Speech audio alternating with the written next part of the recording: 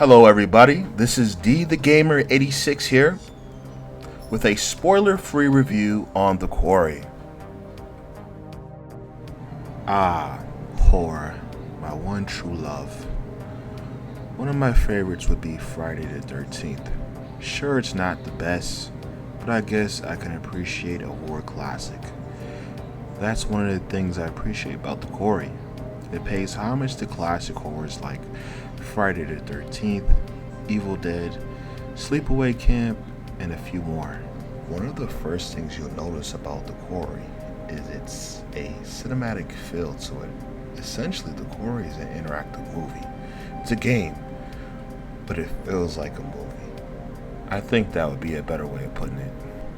It's funny I mentioned The Quarry being a cinematic movie/game.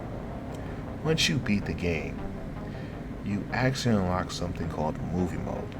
This allows a player to literally let the game play itself. Once you set up on how you want the AI to respond to certain situations, sit back, relax, and enjoy the show. The prologue gets the story started and will have you smiling from ear to ear.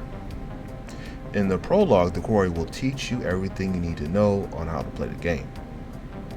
As I said, this is a spoiler-free review, and I won't spoil anything. I will only give a vague summary as for the story. Here at Camp Crystal Lake, wait, sorry about that. Reminiscing about old times. Here at Hackett's Quarry, you're introduced to the camp counselors, the people that you will be controlling as the player. One of the first things I noticed about The Quarry is that it gave me a 80s B-horror vibe, which I totally dug. But honestly, to be exact, it takes place in present time.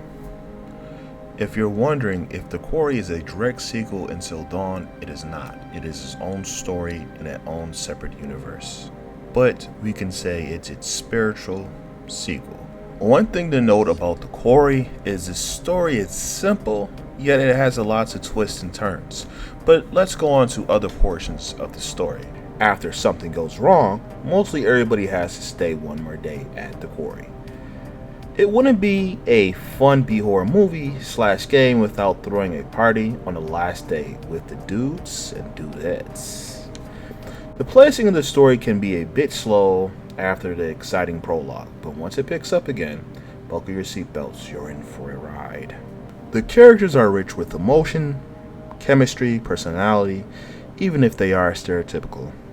Example, you have your loner, you have your artist, you have your smartass, your bimbo, blah blah blah blah. You guys get it. Classic shit right here in The Quarry. Now let's move on to graphics. Visually, the graphics in The Quarry are beautiful. Great texture, attention to detail like fine lines, age spots, great lighting, coloring, shadows, and improved camera over Until Dawn.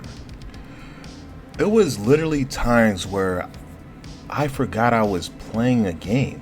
One of the issues perhaps some of the players might have had with Until Dawn's camera was the fact that the camera angles were stuck in certain positions basically throughout the game. Personally, it gave a Resident Evil feel to it, which I technically dug. The visuals are not without flaws, however. There seems to be an issue with the eyes of the characters, to which they don't always have eye contact with each other. It could throw you off sometimes, and it kind of takes you out of the moment. But it's not game breaking. It is noticeable, however.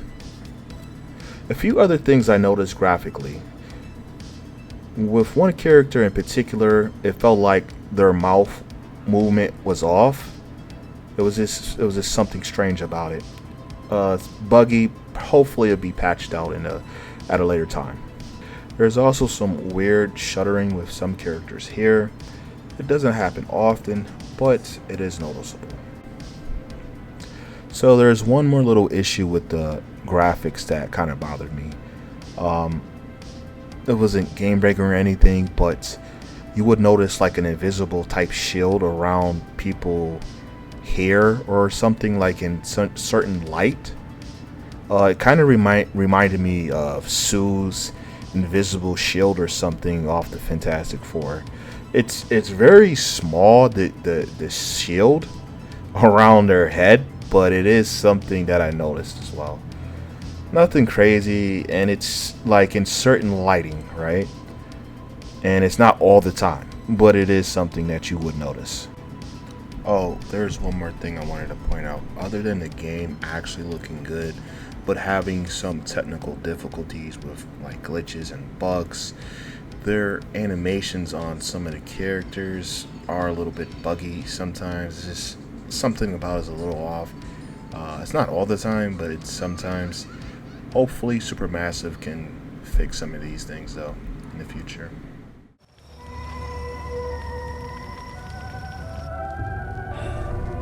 I was hoping you'd come back to me. Let's see what you found. Another highlight of the Quarry is its phenomenal voice acting. Dude, I guess you don't really want them then, huh? Fine, you're on. Yeah, boy! I enjoyed the character interactions, the dialogue. The dialogue feels more natural than Until Dawn. As far as I'm concerned, the writing is good. Maybe some people will figure it's tolerable for them. Either way, to me, it was a great overall experience. As far as the music goes, it is plenty of licensed tracks.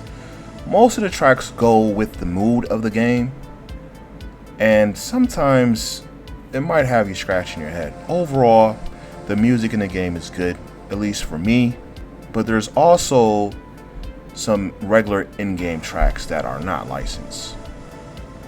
The Quarry also features a streamer mode.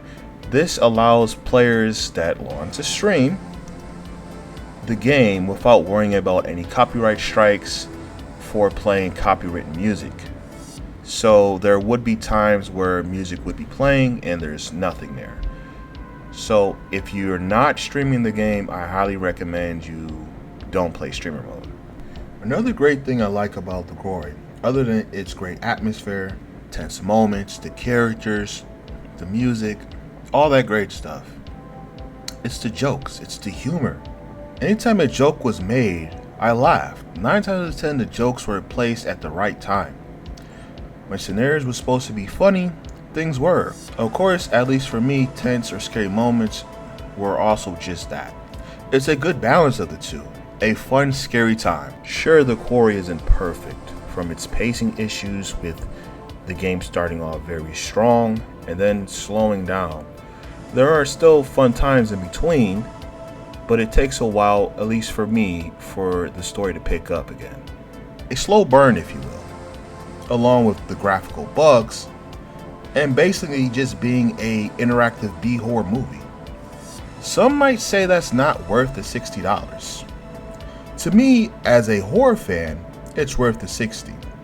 The Quarry may only last up to 7 to 10 hours, depending on who dies, but with multiple endings and different scenarios you can pick on your second or third playthrough, it definitely has a lot of replay value to it. Overall, I give The Quarry a 7 out of 10.